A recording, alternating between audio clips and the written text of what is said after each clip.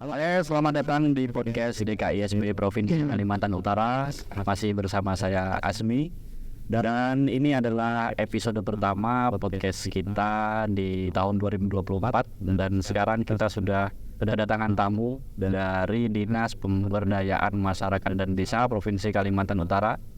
Ada Ibu Wahyu Astuti, Kabid Pemerintahan Desa. Selamat datang Ibu di studio kami.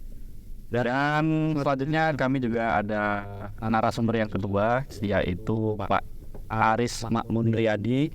Beliau sebagai Koordinator Provinsi Regional Management Konsultan atau biasa disebut RMC P3PD Kalimantan Utara. Selamat datang Pak Aris.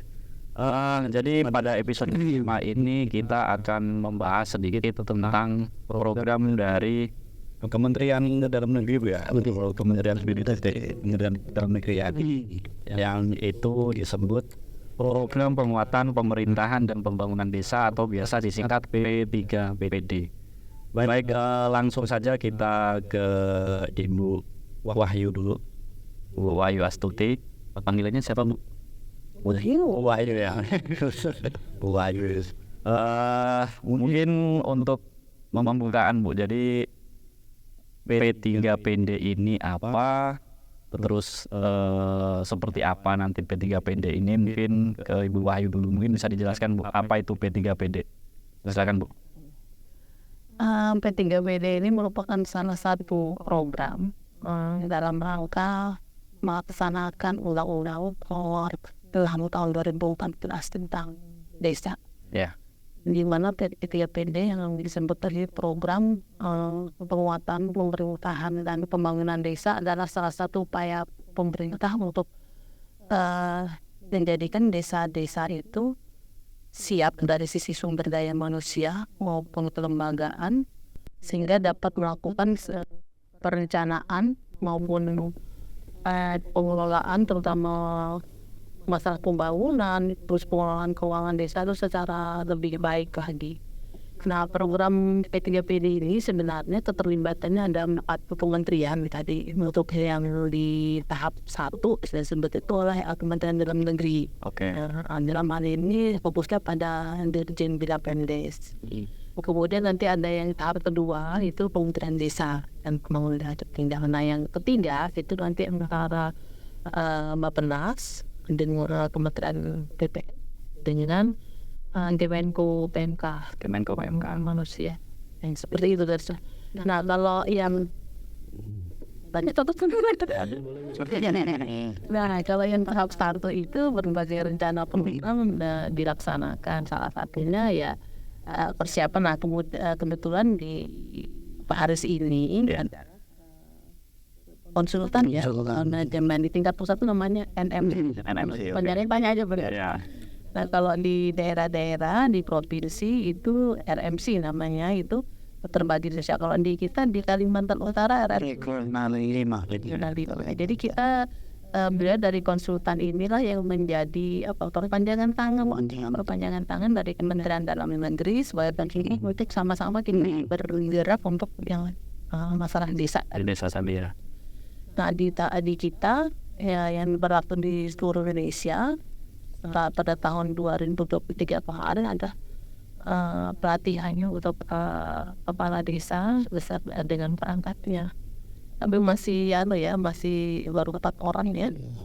Ketiga ini terjadi di tempat kita di Salara juga ada 33 provinsi itu dia. Mungkin ke Aris dulu ya. Jadi kalau program P3PD ini sudah dimulai sejak tahun berapa Pak? Oke. Terima kasih Mas Asmi. Jadi sebetulnya kalau program P3PD ini kan awal rencana sejarah dulu ya. Itu sebetulnya dimulai tahun 2020.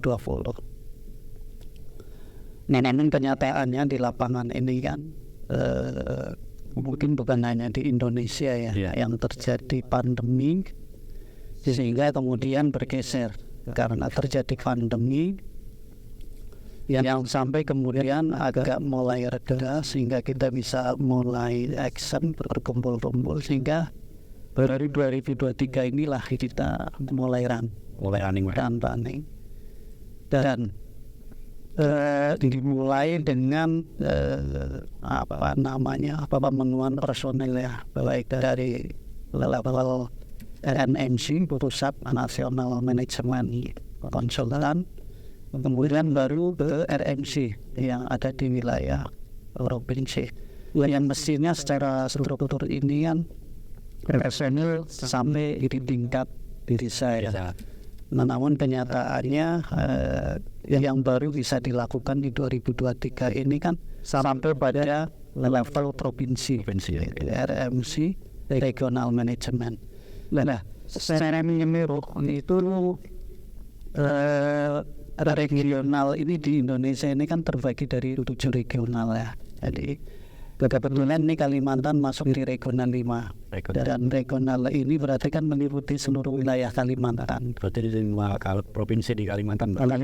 Jadi ada Kalimantan Tengah, Selatan, kemudian Barat, Timur, dan yang terakhir Utara. Nah, memang rencana untuk pilot project di tahun 2023 itu kan baru 100 kabupaten yang disasar ya. Tentu nanti ini lebih ya seluruh Indonesia. Karena target secara keseluruhan kalau jumlah kabupaten itu kan sampai 380-an kabupaten seluruh Indonesia.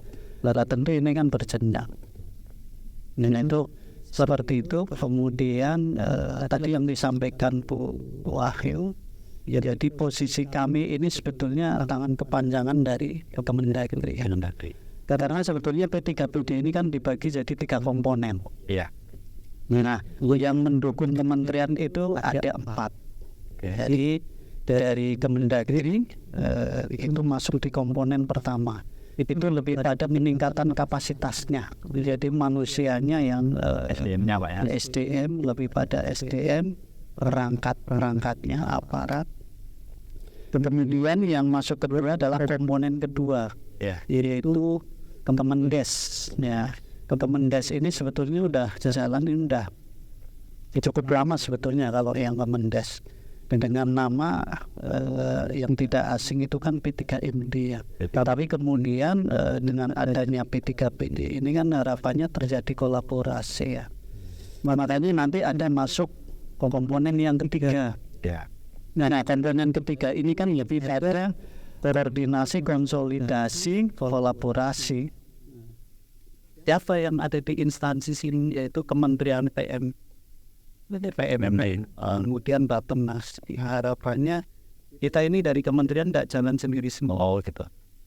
Karena yang harus dibagi itu bukan hanya sarana fisik, tapi lebih pada resource-nya Pak ya. Jadi kalau sekarang pemerintah ini kan pada kondisi yang sangat pinggir dan rasanya cuman dalam kondisi yang harus kita SDM karena memang masih banyak kekurangan ya yang memang harus dibenahi. Karena tentu ini bertahap. Kami tidak bisa langsung masuk ke di desa karena sementara ini masih membutuhkan perangkat personil yang harus ada di level tingkat desa kan gitu. Sehingga memang sementara ini kami dari RMC ya koordinasi dan edukasinya masih pada aparat pemerintah di level kabupaten dan provinsi. Tentu yang lebih di sektornya kan provinsi. Berarti nanti yang ke desa dan dari provinsi sama kabupaten gitu ya, berjenjang ya.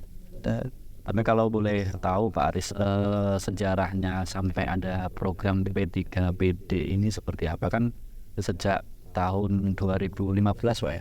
Ada terus itu kan pasti berdampak ke desa masyarakat. Terus sampai sekarang di tahun 2023 kemarin diluncurkan nih program P3PD. Sebenarnya alasannya apa kok sampai ada program ini? Yang pertama adalah tadi disampaikan sama Bu Afiling agar kita bisa curi loro sinolaksa nomor 6 tahun 2014 ya. Karena apa? Ya sumber salah satunya bagaimana mengawal dari sisi pelaksanaan persiapan dan sampai perencanaan. Tentu perencanaan ini kan lebih banyak pihak-pihak yang harus.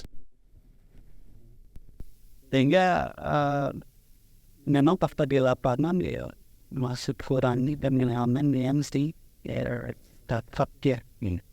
Tapi ini disasar dari P3PD khususnya Kementerian Dalam Negeri ini kan lebih pada kapasitas tapi kelembagaan juga.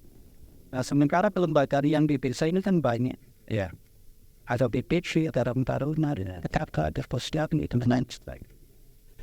Agar kenapa mengacu Undang-Undang nomor 16 atau 2014 agar semua ambil tahu.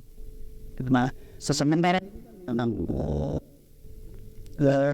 perangkat desa dan kelembagaan ada kan pemahaman ke sana masih kurang, sehingga salah satunya kita kemudian ini sebagai latar belakang yang paling kuat ya. Dan kemudian dari sisi bagaimana eksekusi dana-dana desa itu sendiri ya, dari sisi implementasinya. Makanya kemudian ada komponen 2 yang dari Kementerian Desa gitu, karena lebih pada pembangunan sarana prasarana desa. Berarti nanti di tahap pertama tadi Kemendagri itu memusatkan di resource sumber daya manusianya. Kalau sudah oke, nanti kelembagaannya, terus nanti di actionnya secara pengelolaan seperti apa gitu prosesnya. Tadi saya ada yang menarik dari Pak Aris, mungkin nanti ke Bu Wahyu. Fakta di lapangan bahwasannya mungkin banyak beragam, misalkan pengelolaan dana desa atau pengelolaan di pemerintahan desa itu. Kalau di Kaltara sendiri bagaimana Bu Wahyu? Apakah dengan adanya program P3PD nanti harapannya pemerintahan desa di Kaltara ini bisa bersatu atau apa yang bahasanya tuh? Bisa seragam lah, terpusat, terintegrasi ya. Harapannya seperti itu, karena kalau dalam kondisi sekarang ya, dengan banyak jumlah desa di kita sekitar 440 ya, dengan posisi desa juga yang beragam juga, apalagi di Kaltara yang jaraknya berjauhan sudah jaraknya berjauhan, terus kemudian mungkin ada yang di tepi pantai tapi sampai ada yang di atas gunung seperti itu, kemudian jumlah penduduknya juga itu sangat beragam, sehingga juga kondisi di lapangannya sangat beragam. Kita tidak menutup mata bahwa mungkin daerah-daerah atau desa-desa yang berada di dekat pusat pemerintahan atau daerah yang aksesnya mudah, mungkin dia sudah agak melek kasirane gitu, wawasannya mungkin sudah terbangun, lebih cepat tapi bagi desa-desa yang berada jauh di saudara-saudara kita yang jauh itu ya seperti itu juga, apalagi yang masih di land spot nggak ada signal, nggak ada komunikasi juga susah. Nah itu di sana. Jadi harapannya pemerintah dengan adanya kegiatan ini diharapkan bahwa paling tidak seluruh di desa itu, aparat desa dari kepala desa sampai beberapa kantor bawahnya, perangkatnya itu sudah terbangun wawasannya, bisa memahami memahami bahwa menjalankan pemerintahan itu seperti apa, kemudian bagaimana mengelola administrasi, bagaimana mengelola dana, bagaimana menyiapkan perencanaan, bagaimana nanti melaksanakan, bagaimana mengevaluasi, bagaimana bertanggung jawab. Seperti itu, harapannya seperti itu. Tapi itu kan tidak semudah membayangkan. Nah, jadi ini tahap bertahap lah. Ya, kami juga bersyukur bahwa dengan adanya program ini secara bertahap, walaupun di kita di daerah, di provinsi terutama di Kalimantan Utara maupun di kabupaten kita juga ada sebenarnya pelatihan atau pembinaan kepada kepala desa beserta aparat. Dan cuma kan tidak langsung selesai gitu ya. Karena ya berbagai hal lah ya. Jadi sehingga mungkin bertahap kita sendiri. Kalau ini kan dia tidak tadi banyak ya, seperti itu. Nah kemudian di kegiatan P3PD itu sendiri, menurut aturannya ya, itu di provinsi maupun di kabupaten kota ada nanti sekretariat bersama. Sekiranya itu P3PD ya. P3PD itu melibatkan beberapa institusi terkait itu. Jadi tidak di DPRD enggak. Jadi Pak Gubernur sebagai pembina, dan turun sampai ke Pak Sekprop, kemudian nanti Kepala Dinas DPMD sebagai ketua harian, nanti melibatkan sih dari Bapeda, dari Biro Hukum, dari yang terkait lah. Ini untuk di level provinsi Bu ya? Untuk level provinsi. Di kabupaten juga ada. Kabupaten nanti sendiri. Ada. Di desa nanti ada. Ini yang sedang ini kita di tahun ini, di akhir tahun kemarin kita sudah nyurahin ke kabupaten untuk segera membentuk sekber itu ya. Nah, sekber itu tugasnya apa? Dan dari ini salah satu tugasnya misalnya ada yang mengatakan persepsi, itu sama ini itu rapat, ada menyelenggarakan rapat koordinasi dulu di internal kita, menyamakan persepsi ini bagaimana. Kemudian dari situ kita mengawalnya program P3PD yang dari pusat. Kemudian dari situ kita melakukan evaluasi, kita juga melakukan monitoring dan monitoring desa-desa itu. Kalau menurut dari provinsi kan ke kabupaten, tapi kabupaten kan langsung ke desa. Nah itu kenapa tuh idenya seperti itu? Makanya gini, misalnya nih di desa yang sudah mendapat pelatihan katakanlah di bulan September lalu, dalam sekitar 3 sampai 4 bulan, apa yang sudah terjadi di desanya? Kita lihatnya seperti itu. Apakah sudah bisa menerapkannya bagaimana? 10%, 50%, atau bisa 100%? Alhamdulillah ya. Misalnya katakanlah rata-rata nanti hanya 50%, berarti masih ada nih. Ada yang masih jadi kendala. Ini kita evaluasi. Tugasnya nanti kita menyampaikan laporan. Intinya bahwa dari hasil evaluasi nanti baru jadi kita bisa menentukan, berarti mungkin ini perlu ada penambahan lagi kan jenis pelatihannya, karena jenis-jenis peningkatan kapasitas SDM itu macam-macam gitu. Tapi intinya yang mendasar sebenarnya tadi administrasi dan keuangan. Karena karena terus terang di desa-desa itu kan administrasi. Bikin teman-teman yang dari warga ini ya, kalau misalnya ke desa ini susah mau ngadu, cari sudah tetap. Nah itu kemudian yang kedua adalah pengelolaan keuangan juga. Jadi supaya perangkat desa kita siap dalam menyusun perencanaan bahwa di desa ini mana nih yang urgent, yang menjadi prioritas nomor 1, 2, 3 gitu lah, sudah bisa memilah dan memilih.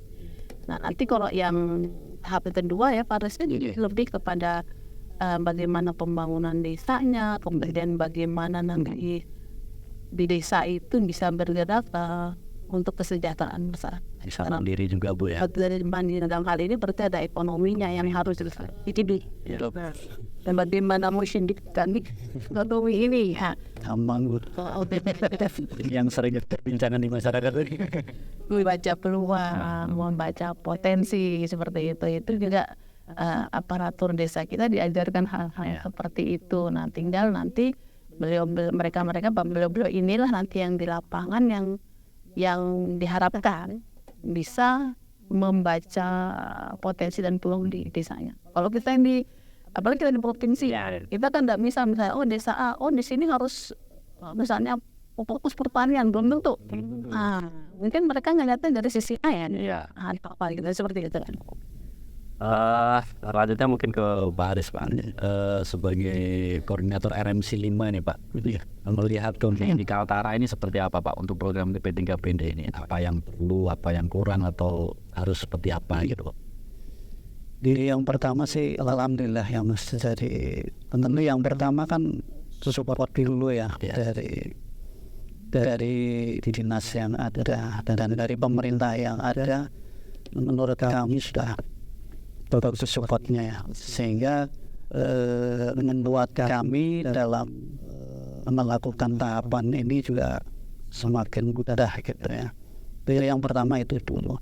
Sampai kemudian tadi sudah disampaikan Bu Wahyu, bisa terbentuknya kelembagaan yang ada, yaitu sektor tadi itu nih catat ya. Iya, catat langsung. Nah itu SK itu kan yang nggak salah September ya Bu. Ya itu udah sektor itu udah keluar, walaupun baru dengan SK ya.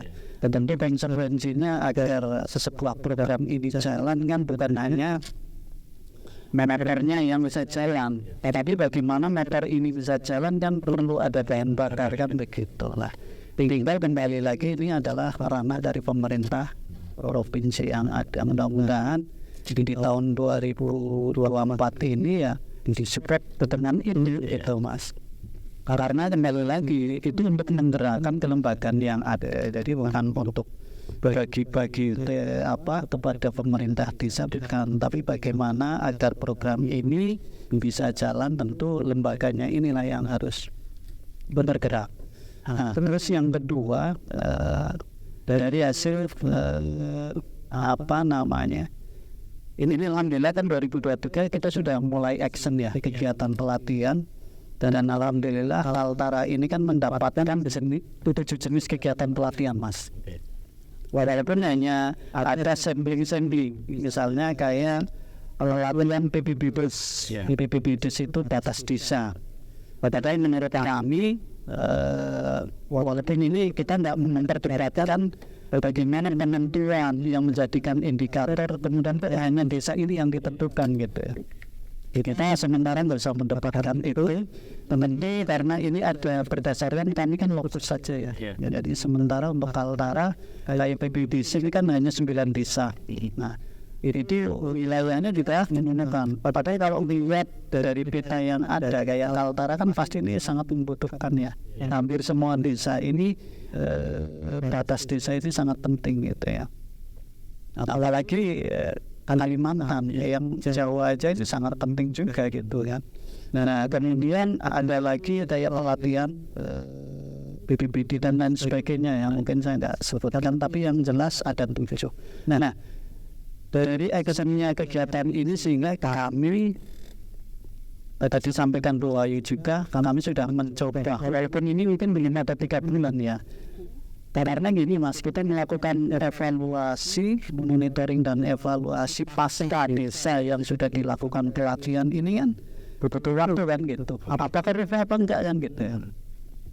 Nah sementara selesai pelatihan itu kan November ya Bu, November, nah Desember kita udah bisa menarik lah bahasa kami ya, monitoring evaluasi tapi sambil menarik gambarannya apa ini. Obat yang didapat apa setelah kegiatan? Memang ada sisi yang kami kami laporkan juga ke bawah. Misalnya ini salah satu desa yang di KTP-nya. Jadi kebetulan yang KTP ini kan desa itu jenis kegiatannya PAD. PAD ini kan memang yang paling dasar. Nah sementara unsur yang diundang itu ada ketua BPD, ada ketua PKK, ada tertarik dan nah dari hasil itu mereka ternyata ada perubahan perilaku.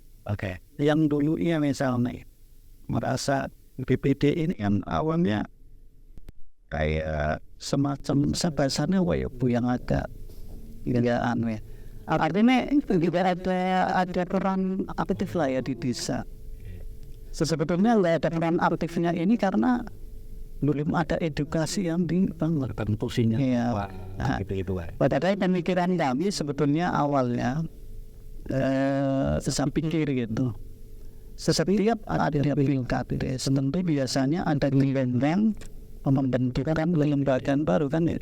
Nah setelah itu terbentuk dan SK ada, konsekuensinya kan perlu diedukasi kan gitu, menyamakan persepsi biasanya. Ini tugasnya nanti aman dan lain sebagainya. Tapi yang kami dapatkan ini untuk pembenahan ya, bukan kami menjudgment dan yang itu untuk pembenahan ke depan. Semuanya gitulah. Ternyata fakta yang ada di lapangan mereka selama ini sebelum dilatih itu tidak paham. Jadi peran aktifnya untuk fungsinya apa ini enggak. Nah, sebenarnya kami kemarin melakukan monet pasca itu ternyata mereka semakin aktif. Dan seolah-olah ini akan membahayakan pemerintah desa, padahal kan sebetulnya enggak. Ini kan semakin kritisnya ya. Misalnya ini loh dalam sisi perencanaan desa dan desa. Nah, kan sudah mulai terbuka. Ternyata BPD ini hanya penting. Lagi. Mereka sudah mulai memberi sikap dari kamera ini yang Tentu ke depan nanti kita ada peningkatan kapasitas lagi agar desa tidak perlu khawatir, justru ini bisa membawa desa semakin maju. Ya, Berperan aktif lagi. Bukan untuk menjatuhkan ini, tapi untuk sharing bersama. Nah itu yang penting harus lanjut. Ini tanda kutip percaya di bawah politik kan. Itu seperti itu.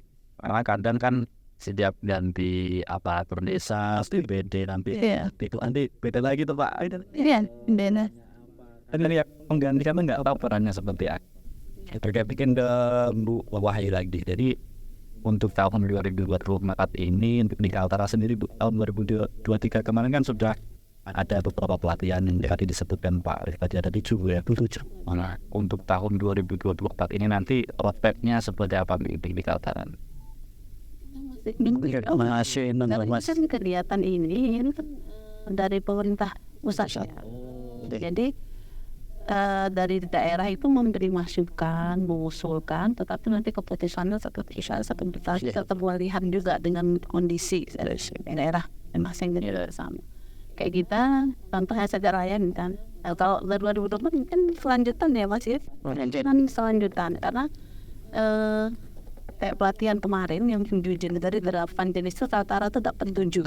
Jadi pada 7 jenis itu di Kaltara itu baru sekitar 300 berapa komputer? 2 ya. 384. 344 desa yang dapat kesempatan. Padahal kita kan ada 447 desa nih. Jadi ada sekitar 103 desa yang belum. Nah, 103 desa yang belum ini yang kita usulkan untuk untuk bisa dapat. Kemudian dari sekian yang 344 itu juga ada beberapa desa yang tahun lalu itu dapat kesempatan tapi tidak hadir. Bukan karena tidak mau, tapi karena sikon. Ya pas kebanjiran. Ada waktu itu kebanjiran, terus ada musim longsor lah waktu. Nah itu jadi tidak hadir. Nah itu juga kita upayakan supaya nanti dapat kesempatan. Nah selain itu juga kita usulkan bahwa yang sudah dapat pun, karena kemarin itu kan satu desa dapat satu kesempatan satu jenis pilihan.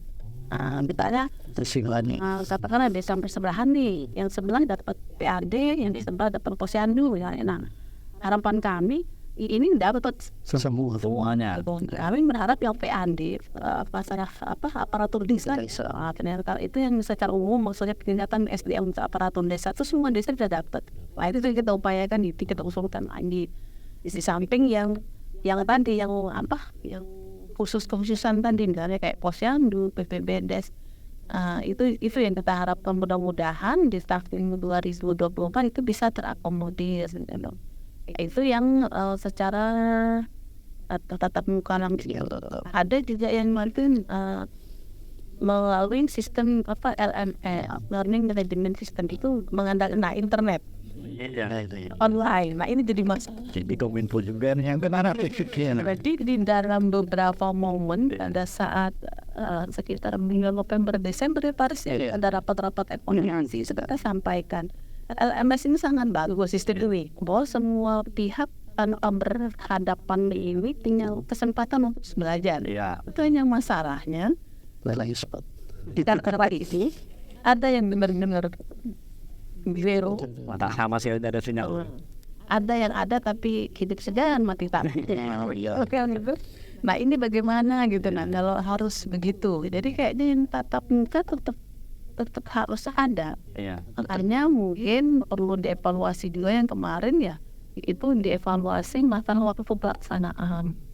Karena rekan-rekan desa yang jauh-jauh ini kan akses kita harus perhitungkan bagaimana bisa menghubungi mereka. Katakanlah pelatihannya tanggal 10 Maret aja, tidak bisa kita kasih tanggal 5 Maret.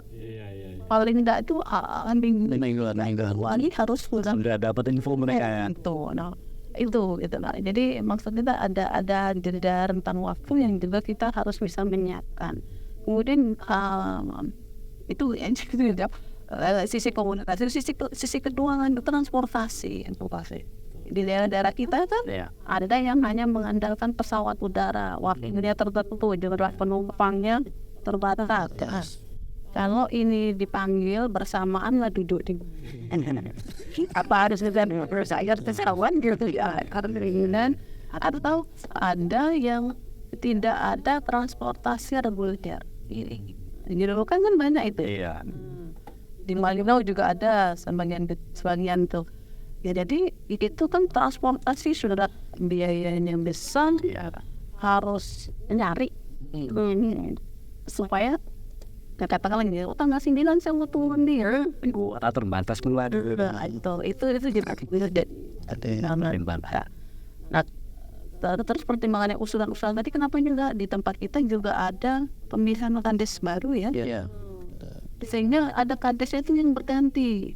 Pada saat lagi tahun berjalan nih, kadesnya berganti.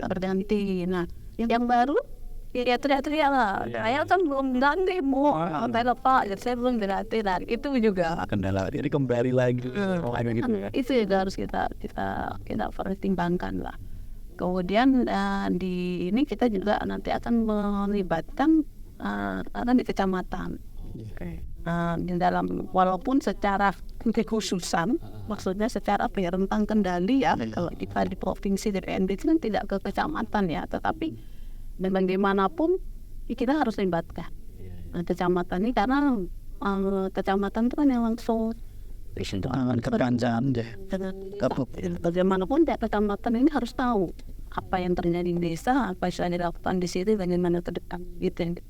Nah, selain itu, selain P3PD tadi, di Provinsi Kaltara sendiri, kita di DPMD Provinsi juga melakukan beberapa kegiatan pelatihan maupun bintek kepada aparatur desa untuk yang kurang-kurang tadi gitu, kayak tadi BPBDes katakanlah di program P3PD kemarin cuma dapat peluang itu satu kelas sih. Iya, satu kelas. 9 desa. 9. Padahal permasalahan penetapan dan ketegasan data desa di Kaltara itu menjadi PR hampir ya semua lah. Ada 2 kabupaten yang sudah 1 kabupaten yang sudah clear secara di lapangan, tapi secara adminnya masih menunggu nih. Nah, tetapi sebagian besar kabupaten itu masih belum gitu. Nah, inilah yang kita nanti ada bintek untuk kita sendiri dari provinsi, dari kabupaten, DPMD-nya, kemudian dari desa-desa yang masih itu menjadi PR, kemudian kita bisa melibatkan pihak kami. Dan berarti sebenarnya PR di desa ini banyak Pak ya, Bu. Sangat. Harapannya untuk program P3PD nanti bisa memberikan solusi untuk masalah-masalah tersebut. Iya. Sekitar kok bisa banyak semua gitu. Oke, mungkin kita break sejenak. Pak Aris, Bu Wahyu, nanti kita lanjutkan di sesi selanjutnya. Setelah tadi break sebentar, kita lanjut lagi perbincangan kita, obrolan kita tentang program P3PDP-nya depan program penguatan pemerintahan dan pembangunan desa. P3PD. Program penguatan Pemerintahan dan pembangunan desa. Jadi belum disinggung itu Bu. Oke.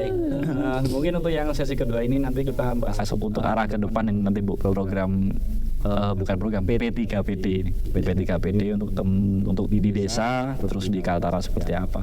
Mungkin ke Pak Aris dulu dari kacamata Mendagri, kacamata pusat regional. Ini harapannya untuk di Kaltara ini nanti seperti apa Pak?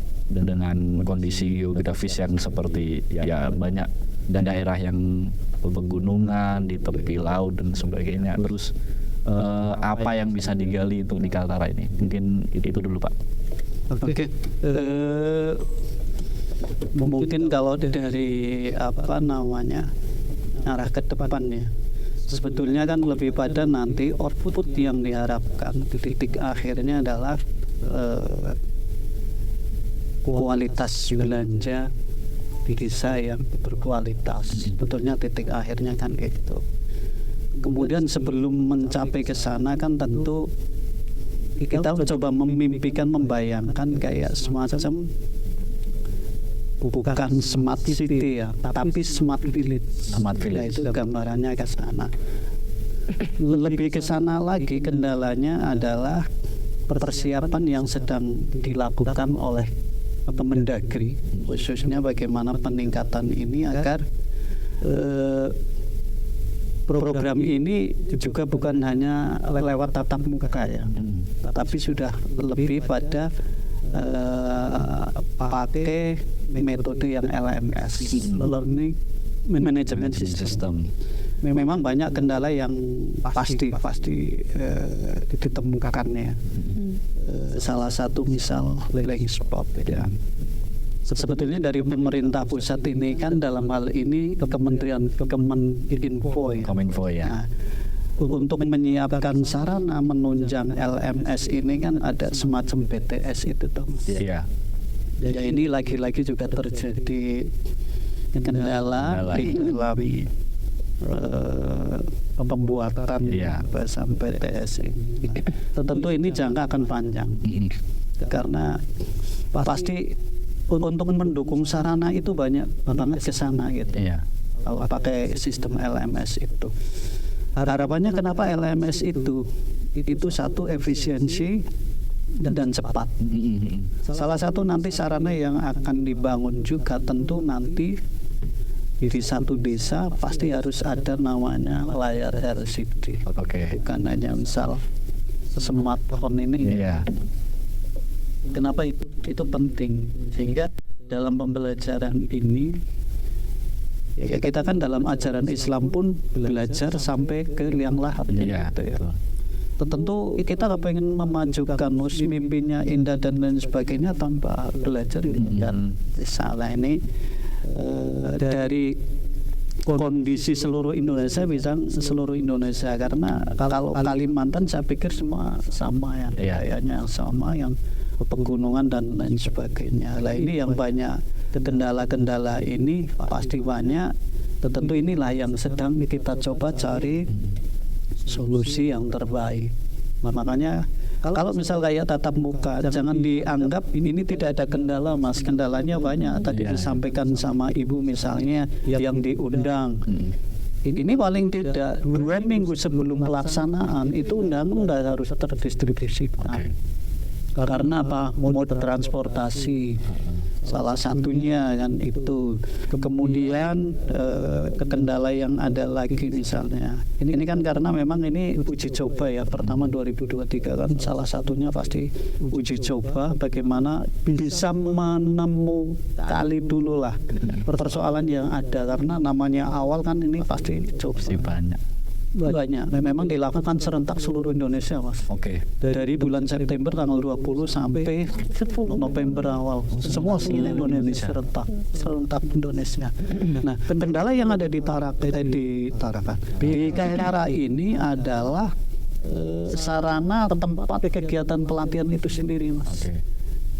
Itu cara SOP-nya kan yang memenuhi standar kelayakan hotel itu sebetulnya nggak ada. Nah ini juga jadi catatan kami untuk ini sih. Kemudian akhirnya dipaksa lagi lari ke Tanjung Selor. Padahal Tanjung Selor ya bintang-bintangan lah kan. Tapi ya apapun itu alhamdulillah kan bisa terlaksana. Jadi ini sebetulnya banyak kendala-kendala yang dihadapi dan tren ya seluruh Indonesia, trennya ini agak unik juga. Jadi yang kami kemarin kita bisa tangkap animo dari para perangkat ini mendatangi kegiatan pelatihan sebetulnya luar biasa. Jadi bukan hanya peserta yang datang tapi keluarga. Yang belum kan ini kata misalnya ini yang jadi ibu sekretaris atau ketua PKK, dia punya anak kecil. Tidak mungkin dong ditinggal karena pelaksanaan ditinggal. Tapi menurut kami itu ya dia menarik juga, dan kita nggak bisa bahwa itu nggak boleh ini ya, kita nggak bisa berpikir ditinggal. Nanti bagaimana perjalanan ini kan panjang. Kegiatan mudah-mudahan ini P3PG juga panjang ya, kalau melihat dari roadmap yang ada yang sudah disosialisasi sampai 2045 itu pada penguatan kapasitas. Sedangkan ini masih baru 2023 kemarin di running Pak ya. Ya 2023. Ya, dan makanya ini uji cobanya kan sampai 2024 tahun ini. Iya. Ini untuk yang komponen pertama untuk penguatan kapasitas itu ya. Jadi itu yang sudah dijalankan. Tentu tadi yang pertanyaan Mas Aswi ini kan lebih pada arah ke depan. Iya. Jadi ini gambaran ini tentu kami akan melakukan dari Kemendagri secara nasional, bukan kami fokus hanya ke utara. Nanti ada 2 metode. Pertama tatap muka jalan, yang kedua LMS yang daring ya. Tetapi di tahun ini kelihatannya ini masih mempersiapkan LMS-nya itu sendiri. LMS-nya sendiri. Memang sudah ada perusahaan yang dilelang, sudah ada penentuan pemenangnya. Tetapi dari aplikasinya ini kan tentu kita perlu ada uji coba dulu. Dan ya syukur baik kalau memang ini bisa run. Tapi kelihatannya paling nanti masih uji coba yang harus dilakukan terhadap personil kami dulu kan gitu. Sehingga jangan sampai langsung dilaunchingkan ke perangkatnya. Tentu di kami dulu bagaimana meningkatkan kami misalnya dengan metode itu. Tentu kan kendalanya akan lebih mudah kita inventarisir dibandingkan kita langsung action ke tingkat pemerintah desa kan gitu. Ini juga akan butuh waktu. Mungkin itu Mas yang dari Oke, terima kasih Pak Aris. Mungkin ke Bu Wahyu. Jadi tadi kan sudah disampaikan Pak Aris gambaran ke depan seperti apa untuk di Kalimantan Utara. Terus mungkin untuk Bu Wahyu, sebenarnya ini di Kalimantan Utara ini desa-desa ini potensinya seperti apa? Terus dengan adanya P3PD nanti apa yang harus muncul atau yang bisa muncul dari Kalimantan Utara untuk di desa-desa ini, Bu? Banyak. Jadi kalau harapan kita dari pemerintah sendiri ya, bahwa kita berharap bahwa P3PD ini dari pemerintah pusat tuh memang panjang. Sekarang seperti kita katakan tadi di awal bahwa kita memulai yang kemarin, Pak Aris juga bilang bahwa kemarin itu uji coba. Benar, uji coba itu membuat kita belajar. Dan dari belajar itu lihat bahwa ternyata memang sangat banyak PR kita. Dan itu sebentar tadi tidak juga semudah membalik telapak tangan. Jadi harus step by step bertahap. Nah kemudian kalau kami melihat desa-desa kita di Kalimantan Utara itu sebenarnya kita bersyukur sama Allah SWT karena apa? Sebenarnya desa-desa kita tuh diberi anugerah sumber daya alam yang sangat-sangat bagus. Ini hanya kita mungkin karena kita tidak karena terbiasa melihat sehari-hari, mungkin kawan-kawan kita desa menganggap itu biasa. Nah, lihat ya biasa gitu. Padahal bagi mungkin kalau orang luar lihat, aduh bagusnya di sini gini. Nah, sekarang bagaimana dengan adanya ini kita membuka meningkatkan kemampuan kapasitas sumber daya manusia ini dari mulai dia bisa semakin luas pemikiran sehingga perencanaan dia untuk di desanya itu jadi berkembang. Yang tadinya mungkin dia lihat biasa, ini bisa. Itu yang kita katakan potensi. Itu kita katakan potensi. Jadi membaca potensi. Jadi dengan kemarin pelatihan itu kita juga bisa melihat bahwa para kepala desa dan aparatur desa yang ikut pelatihan itu jadi menyadari bahwa ternyata kami punya potensi ya Bu. Gitulah. Ada bahasa seperti itu. Akhirnya baru menyadari. Nah inilah ke depan kita harapkan dengan kemampuan sumber daya manusia yang meningkat di desa sehingga tadi yang mendasar mereka bisa melakukan yang administrasi, keuangan, kemudian bisa melakukan perencanaan, kemudian bisa membaca potensi di tempatnya, kemudian bisa melihat peluang.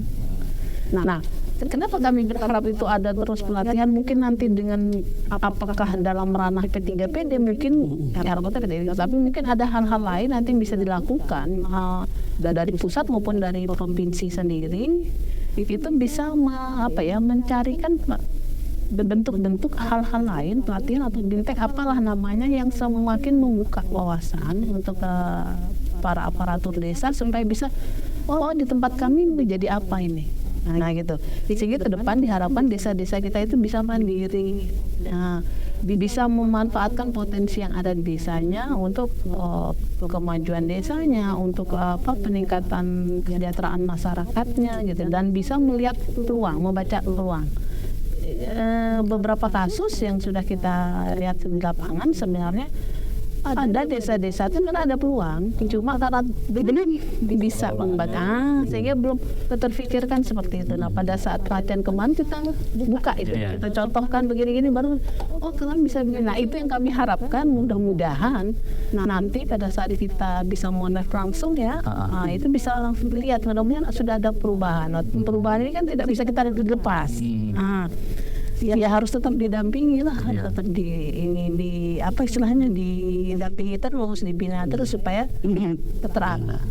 Kalau jangka panjangnya saya masih bilang tadi, ya kita berharap bahwa semua desa kita itu bisa maju dengan memanfaatkan potensinya, memanfaatkan peluang yang ada, dan kita bukan mau bikin kayaknya seragam gitu enggak. Bahwa majulah berdasarkan potensi masing-masing, kondisi masing-masing gitu. Dan juga dengan ini juga misalnya hal lainnya adalah mudah-mudahan juga dengan pelatihan ini akan lebih meningkatkan kesadaran tentang pendidikan, tentang kesehatan. Nah, itu seperti itu. Pendidikan kenapa? Kan pada akhirnya banyak yang berpikir nih, kami supaya bisa katakan misalnya nih mau menggerakkan badan usaha di desanya, misalnya. Kami harus punya tenaga dari desa, paling tidak anak-anak muda yang punya pemikiran. Nah, itu kan harus direncanakan kan. Anak saya harus kuliah ekonomi nih, atau anak saya harus kuliah pertanian nih. Itu kan meningkatkan semangat harapannya seperti itu. Nah, juga selain dari program pusat dalam bentuk P3PD, kita di provinsi juga berharap mudah-mudahan provinsi ini juga kita punya pendanaan yang anggaran mencukupi untuk melakukan pembinaan pendampingan lain juga untuk peningkatan tadi. Itu kita terus lakukan. Sementara ini kita tetap lakukan dengan kondisi yang ada, kita berupaya seoptimalnya. Jadi saya tidak mengatakan maksimal, seoptimalnya kita bisa tetap melakukan pendampingan, baik masalah pengelolaan keuangan desa, kemudian masalah menampilkan profil desa. Nah, itu kita ada program namanya Prodeska, ada FDeska. Itu sebenarnya program dari Kemendagri yang juga kita upayakan di Kaltara. Itu bisa, kenapa? Supaya desa kita juga bisa dikenal, dilihat orang juga, dilihat orang tuh. Selain itu kan melatih di desa-desa itu biasa untuk mengenalkan ini loh desa kita. Ini loh saya gitu, ini loh di desa saya gitu. Nah, itu seperti itu. Nah, kalau masalah pelatihan tadi untuk ke depan jangka panjang memang yang pokoknya online itu lebih cepat ya. Cuma ya itu tadi mudah-mudahan rasnya segera terpenuhi itu dulu. Itu kayaknya panjang juga itu. Tapi ya jangka pendek ini dengan kondisi yang ada ya kita masih maksimalkan Bu ya dengan kondisi yang ada. Nah, kalau kami di DPMD Kaltara sendiri sebenarnya ada satu web yang kita buat itu yang namanya Simponi Desaku yang diluncurkan Pak Gubernur. Itu juga dalamnya tuh ada memuat selain info tentang data desa, kemudian info tentang kinerja DPMD se-Kalimantan Utara. Di situ juga ada. Nah, kita menyiapkan untuk di desa-desa itu bisa perangkat desa bisa mengikuti pelatihan secara online. Ada modelnya di situ, bisa mengikuti, kemudian dia bisa tes, bisa dapat sertifikat. Ke depan ini juga sedang kita matangkan, kita godok, mudah-mudahan nanti di pertengahan tahun sudah mulai bisa bergerak benar-benar adalah. Di sini ini kita baru dalam harapan seperti itu. Jadi banyak cara kita upayakan sebenarnya untuk supaya teman-teman kita di desa ini bisa sama, nggak melulu menunggu tatap muka gitu dulu ya. Nah, gitu seperti itu. Oke, mungkin kita di statement terakhir nih Bu, mungkin Pak Aris dulu lah dari perwakilan pusat. Jadi mungkin ini pesan untuk teman-teman di desa ini Pak. Jadi tentang BP3PD ini, pesan untuk teman-teman di desa ini seperti apa untuk membakar semangat agar bisa membangkitkan desanya, mengembangkan desanya, itu aja Pak. Gini,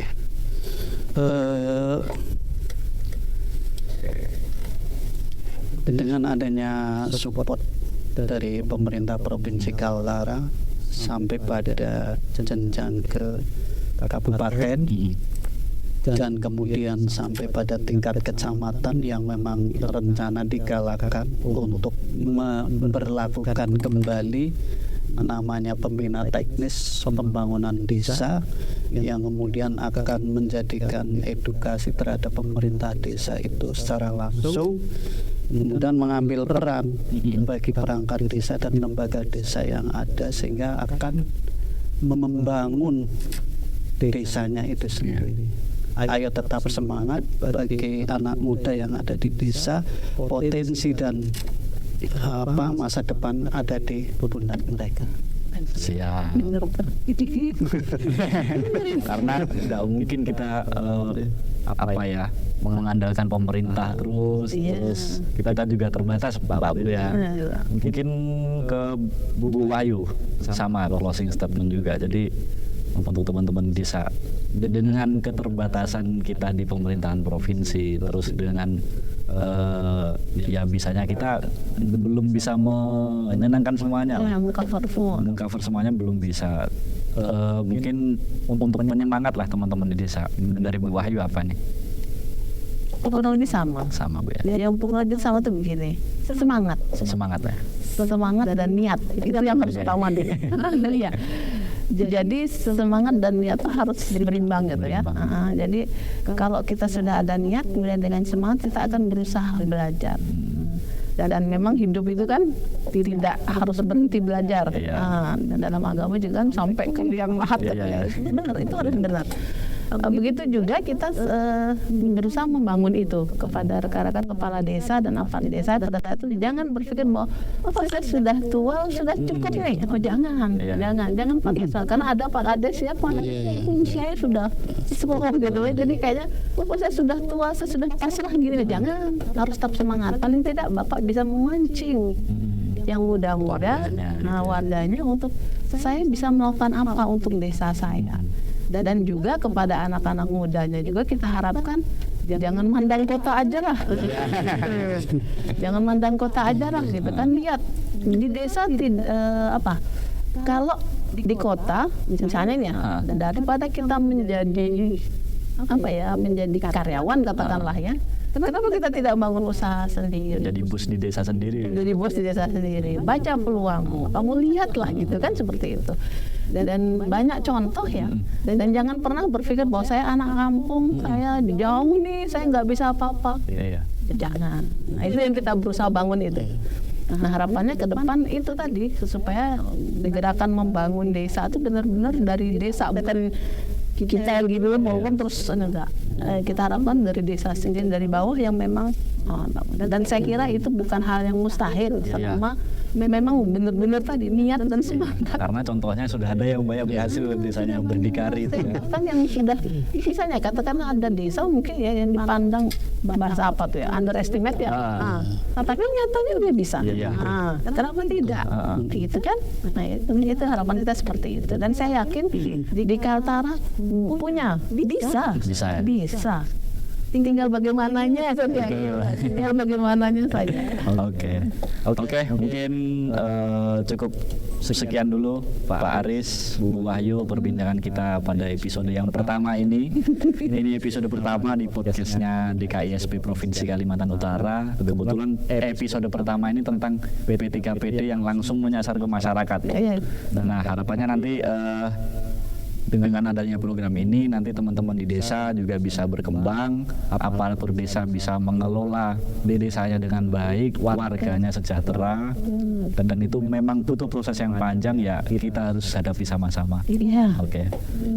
Mungkin cukup sekian dan sampai jumpa di episode selanjutnya. Terima kasih Pak Aris, Bu Wahyu. Sama.